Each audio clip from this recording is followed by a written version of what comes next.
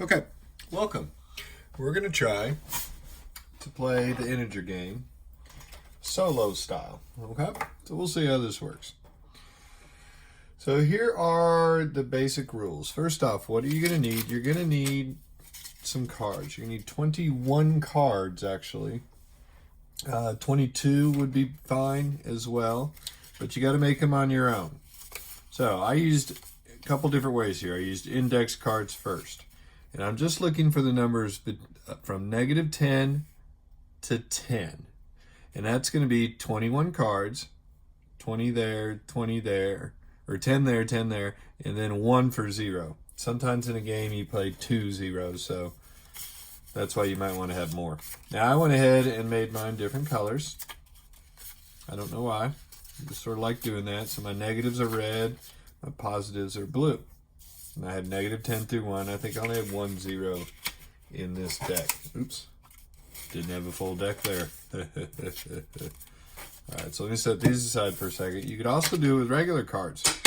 Just pull out 1 and using the aces of 1. So you got 1 through 10 of black. So I'm going to call those, and it doesn't matter if it's a club or spade. So there's all my positive integers, and there's all my negative integers. Okay? All right, and again, it doesn't matter if it's a diamond or a heart, and then I picked the joker to be the 0. So you can really do it either way. Okay? I might try the cards first. So here are the rules, and you just have to pause and rewrite this, or pause and re-listen to it if you don't get the rules on the first try. Okay? But it's pretty simple. So, you're going to get 4 cards, and you can go ahead and turn them. Well, wait a minute. I know I'm playing integer solitaire here, but I better shuffle the deck just a little bit. Okay, so I'm going to do 4 cards. That's a red 1, -1. And that's, you know what? Let's set these aside. Let's do it with these first, just so we know the negatives. Again, I can shuffle these up. And you're going to get 1, 2, 3, 4 cards for yourself. So I got a 9. I got a -3. I got a 10. And I got a -7. Hopefully you can see those. Now one thing I like to do is just order them. This is not necessary, but I like to order them.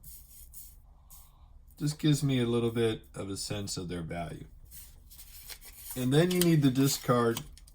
I'm sorry, the draw pile. And for that, you're going to need 5 of them. Okay? The rest, just set aside. So, you're going to do 5 turns, so that's why you need 5 of these. And then 4 cards. The goal is to see how close you can get to 0 by drawing a card here and either getting rid of it or trading it with one of your cards. So, a good thing to know right now. And then, and basically, you just try to get as close to 0 as you can. I've gotten 0 a couple times playing it. Usually, I can get 1 or 2, so I'm thinking that's a pretty good score when you're playing by yourself. So let's say I got -7, -3, 9, and 10. So I know that if I went +9 and +10, that would be 19 on my number line. It's way out here. And then if I went -3 and -10, then I would be at, or -7 and -3, I'd be way out here at -10. So I'm almost thinking, oh wow, look at this. These two and this +10. What would I do here if I went on my number line? If I start at 0 and I added -7, so that's going over here. And then I added -3, so that's still going to the left. And then, what if I added 10? Well, that's going to be to the right. Bam, I'm going to be at 0. So I know just by looking at these, and then of course I would add my 9, boom, and I'd be way out here to 9. So I know just by looking at these that my score, my sum of all these cards is 9, because I can kind of cancel those out, so to speak. That's how I figured out, and that's no good. I got to get a better score than 9. So I'm going to flip over my first card. I'm going to do that 5 times, and I get a positive 7. Now I like this move. Anytime I find an opposite, I try to put it in there if it makes sense. So I'm going to trade this, and you discard your card. Okay? So you're not over yet. You could kind of look at things again, and my hand's changed a bit. Now I'm looking at these two. Because if I did 7, started 0, went 7, I'd be at negative 7, I'd be at negative 7. And then if I added 7, I would be back to 0. Same thing if I went to 7 and then added negative 7, I would go back to 0. So those two have a value of 0. Then I can just sort of compare these two. Negative 3 and 9. Feels like we're more positive, doesn't it? I think I would go negative 3 and then 9. I'd be somewhere over here, I think. So I think I'm at around a positive 6. So I'm going to go ahead and flip my next turn. Oh, now that doesn't really much help me. However, do you think I could trade this in maybe for this 9? And I'm a little closer, aren't I? Because again, these are zeros. These equal 0. So now I'm closer to canceling these two out. Okay, so I got to discard my 9. And how many card trades I got left? Possible trades. I got 3 left. So I've figured an 8. I'm still more positive. So what do you think, class? Should I keep the 8 or trade the 8? Or dump the 8, I guess. Trade the 8 or get rid of the 8. I don't think I need the 8. I think it's just going to make me even more negative. Or more positive.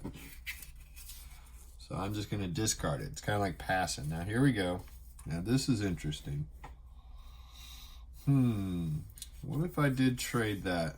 I got 8 on this side. I got negative 10 on this side. That's really close. Or again, I could just look at these, since those two equal 0, combined to equal 0, I have negative 3 and 1. That's really close, because if I would go 1, and then 1, 2, 3, I'd be at negative 2. That's only 2 away from 0. Negative 2 is only an absolute value of 2 away from 0. So, I'm going to look at my last card. I don't know if I like this one. This one wouldn't help. I don't think this one's going to help. So I'm going to discard that one. And now let's look at the score. Again, these two. Those are pretty easy. They're just going to be a 0. So I would go 7, negative 7. And then here I would go negative 3. And then to the right, 1. So I end up at negative 2, which means negative 2 is an absolute value or 2 spaces away from 0. So I got a score of 2. Not bad. Okay? I can always get 1 or 2. I'm going to see if I can do better. I think I'll try it with, should I try it with the cards once?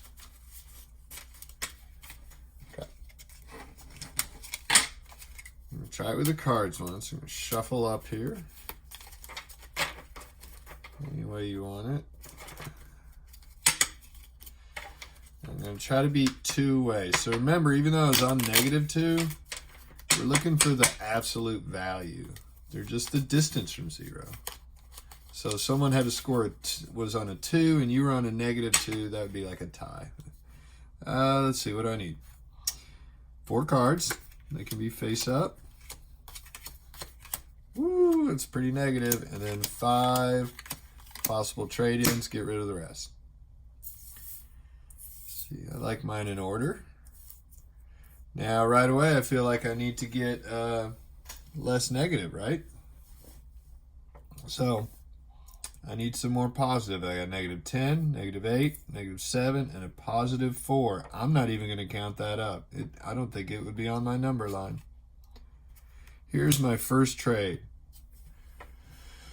Possible trade. Well, let's do it. Let's get rid of this because I see a match.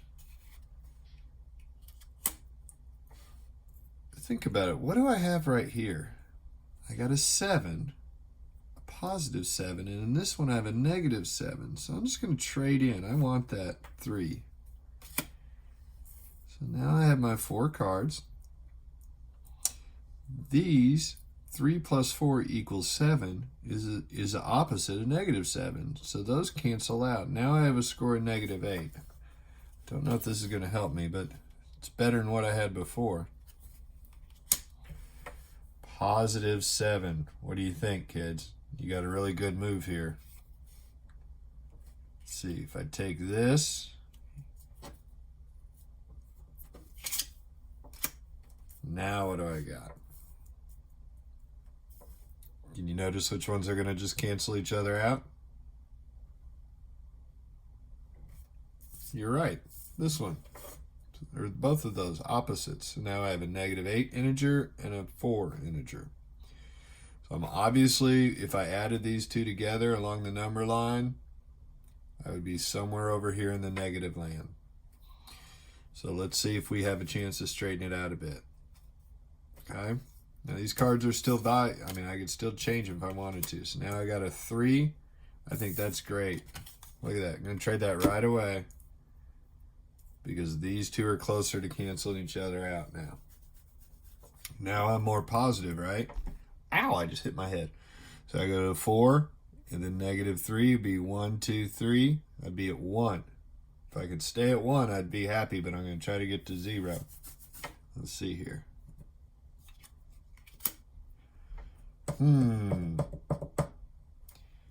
That one doesn't help me, right? If I traded that, I don't think that would help me at all. That would make me more positive. That would make me 2 away. So I'm going to throw that one away. And boom! Okay.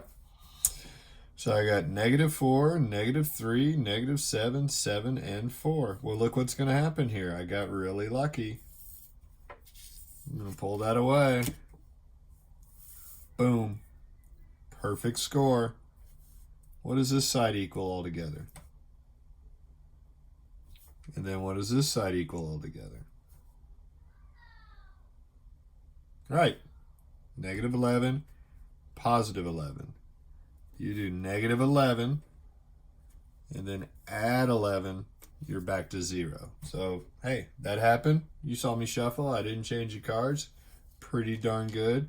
That's a perfect score. So, I'm going to stop there while I'm ahead.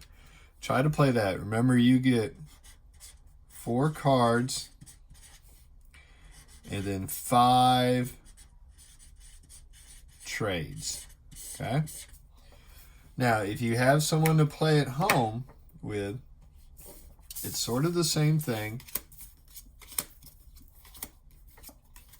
You each get 4 cards. And then you get 5 trades. Hopefully you can still sort of see this. So 1, 2, 3, 4, and then 5. But you take turns as you play. Like I could put Spider-Man over here. He could play against me. So I'm going to put Spider-Man right there. I don't think he's in the screen. And then you take turns. So if it's Spider-Man's turn, maybe he sees he's really negative. He's going to keep that negative 3 and positive 3 opposite match, but he's going to start doing that. And now those 10 and 8s are really close together. But he has to discard that 2, negative 2. So then the next person would go, and they're looking, and they're looking, and they're looking. Oh, well, look at that. They win. Boom. But you have to go. That's too bad. If they could stop at 0, they'd be great. In this one, you can't stop at 0. You got to keep trading until the end. So they're going to, oh, what a bummer. Let's trade in our 4 for a negative 4. Since that's not too bad. Okay? So these two are still pretty close to each other. These two make 0, and these two are close. And then this guy, they don't want that one, so they would pick. Spider-Man's going to pick. He's got a negative 6. So he's got 13 here and 11 here. Negative 11 and 13. I don't think this really helps him, but you know, again, if you don't know, you just go. I'm going to pick this guy. He doesn't help me because I got 11. Well, sure, that gets me within 1. So I'll discard that. So I got positive 8 and negative 9. Okay, since those two cancel out. So I'm within 1, so I'm beating the other person. I'm beating Spider-Man. Spider-Man's turn. Let's see, the 4 I don't think helps. The 5 will help. Looky there. Spider-Man's now on a 0. 5 plus 8 is 13, negative 13. 10 plus 3 is positive 13, so that's a 0. This is an exciting game here. I'm excited. So in here, I'm only 1 away. Okay, so I got this 3 down here. I don't think that helps. That would make it worse. I get 1 chance to make it better. The 10, does it make it better? I don't think there's anything I can trade this for. If I trade it for, oh, no, there's just no way I can do it. So the winner is Spider-Man. If you looked at the number line, if we wanted to go negative first, we would. Let's put them in order for fun. Hope that's not there that whole time. Is it there the whole time? Do I have to do this whole thing over? Okay, anyway. We got negative 13, and then adding 13 would be 0. For here we get negative 9. And then we could add a 1 would be negative 8. And then we would get this, we get negative 1. We are 1 away because those two cancel out. And how did it show? And these two, there's no perfect matches, but since they're both 13 and negative 13, their value cancels out to 0. This one, since it's a negative 2 and a 1, their value cancels out to negative 1. Okay. Try that. Play by yourself. And then also, if you can find someone at home to play with, do that as well. And practice using the opposite quantities to cancel each other out to help you decide how to get closest to 0. Okay? Thanks.